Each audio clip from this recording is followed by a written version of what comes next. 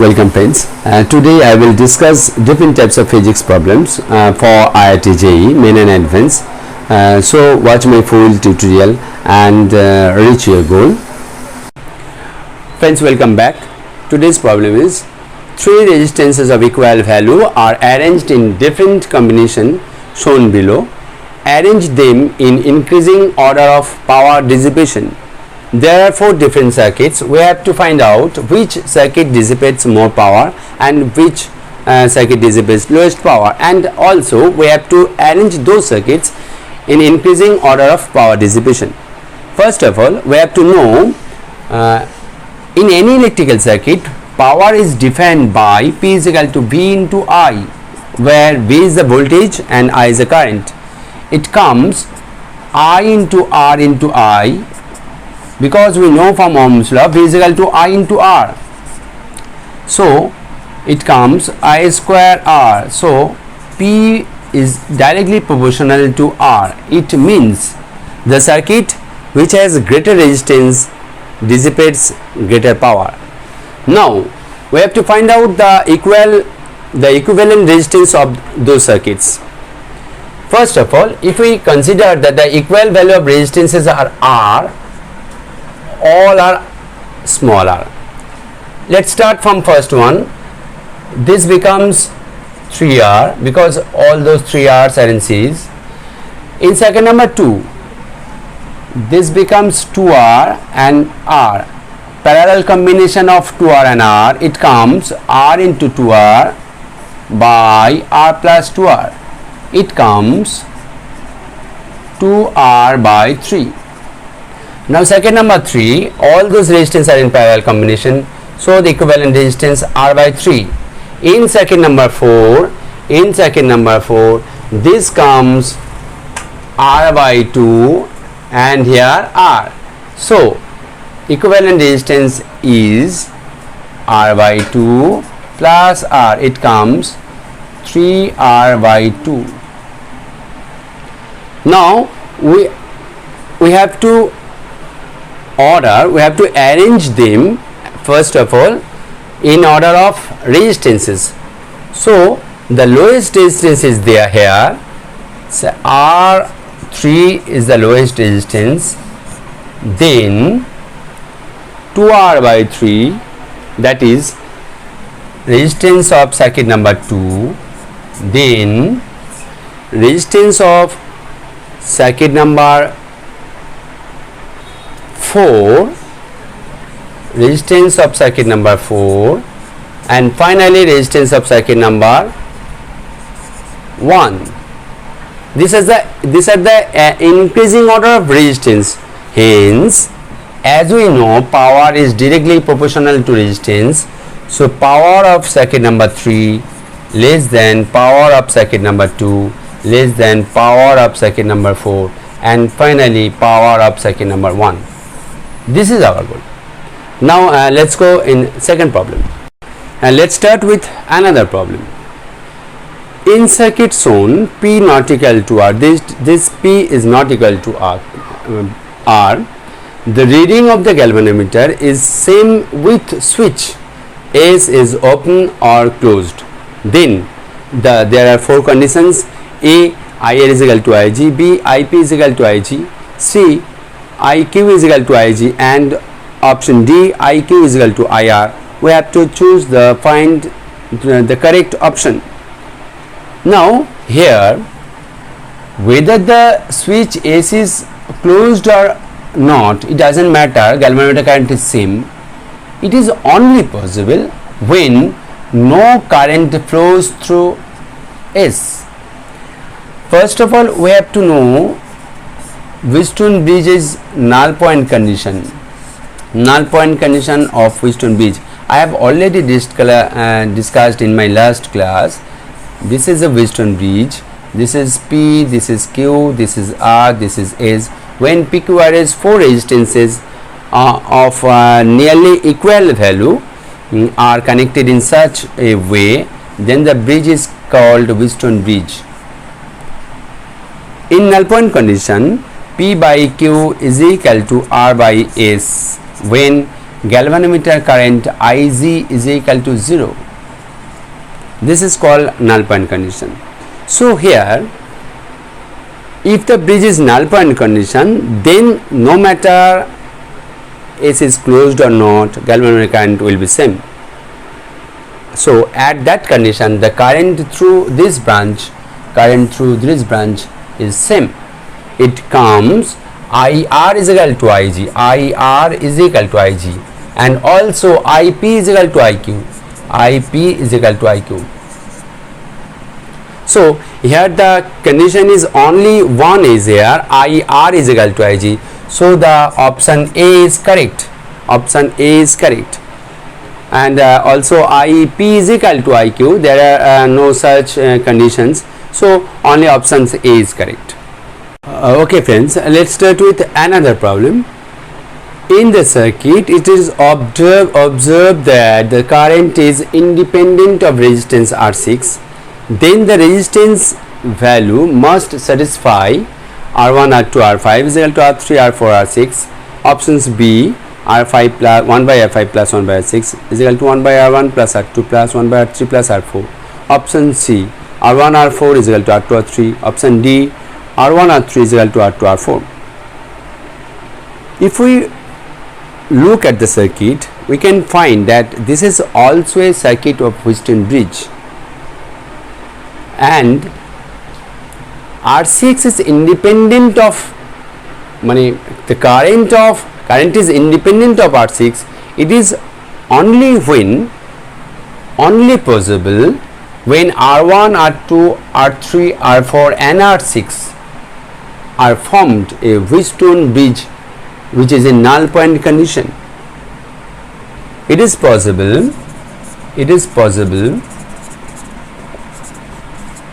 only when R1, R2, R3, R4 and also R6 forms a Wheatstone bridge which is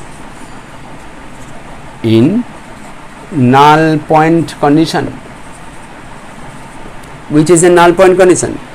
So if we look here, R1 by R3 is equal to R2 by R4, because we know the null point condition of a Wheatstone bridge. Many times I have already told the null point condition of Wheatstone bridge, that is PQRS, and also this is battery. So null point condition is P by Q is equal to R by S. Here R1 by R3 is equal to R2 by R4. R1 by R3 is equal to R2 by R4. This is the null point condition of this Wheatstone bridge, so that the current is independent of R6. It means no current flows through R6. This is a null point condition, and that's time R1 by R3 must be equal to R2 by R4. Hence R1 R4 is equal to R2 R3. This is the actual option.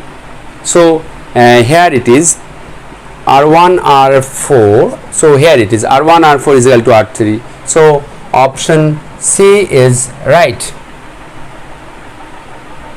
Now let's start with another problem. In the experiment, the meter bridge, if AC corresponding to null deflection of a galvanometer is X, this distance is X, what would be its value if the diameter of the wire becomes doubled?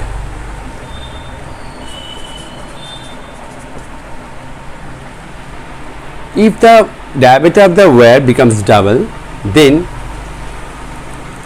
null point conditions X shifts করবে, what would be the value of X, whether X increases or decreases?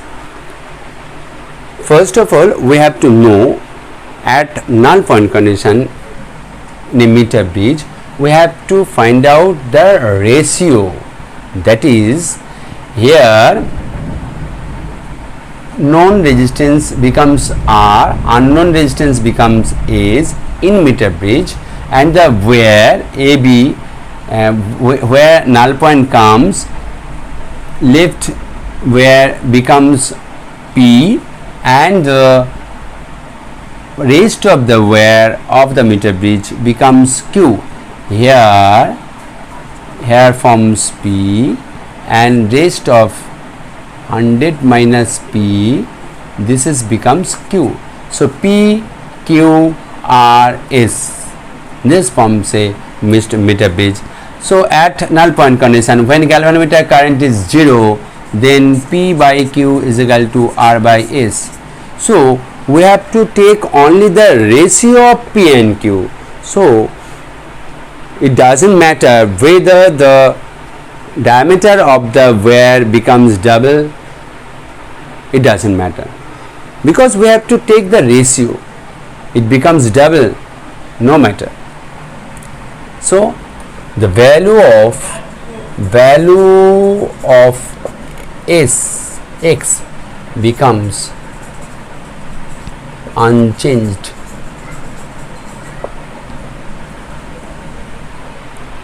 Value of X is fixed, unchanged. Okay friends, I'll meet you soon. Bye bye.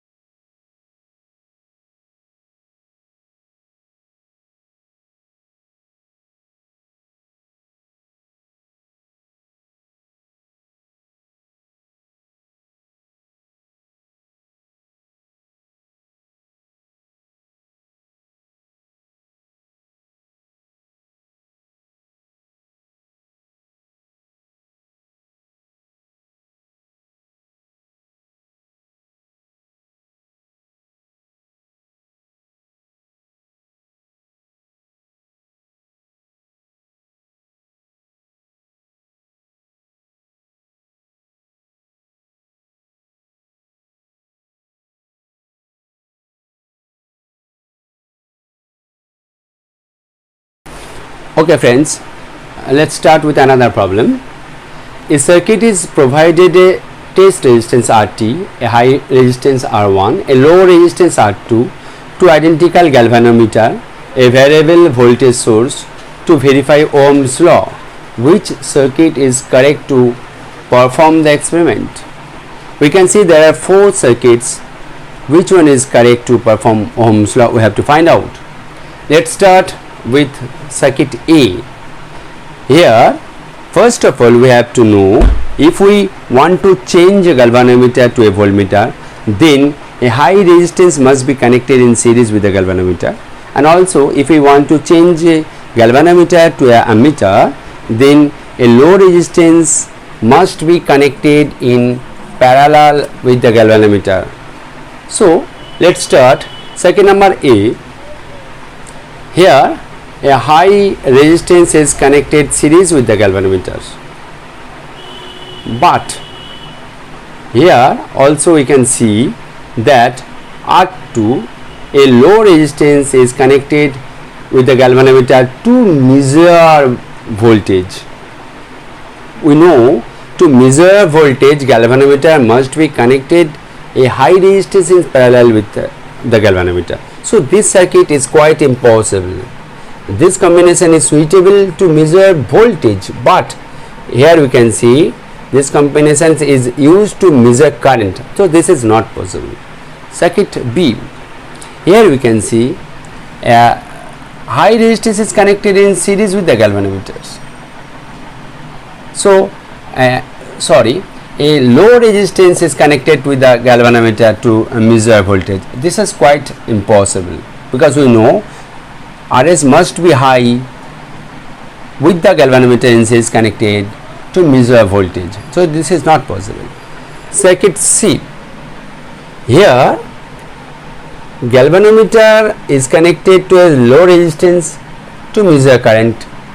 Okay.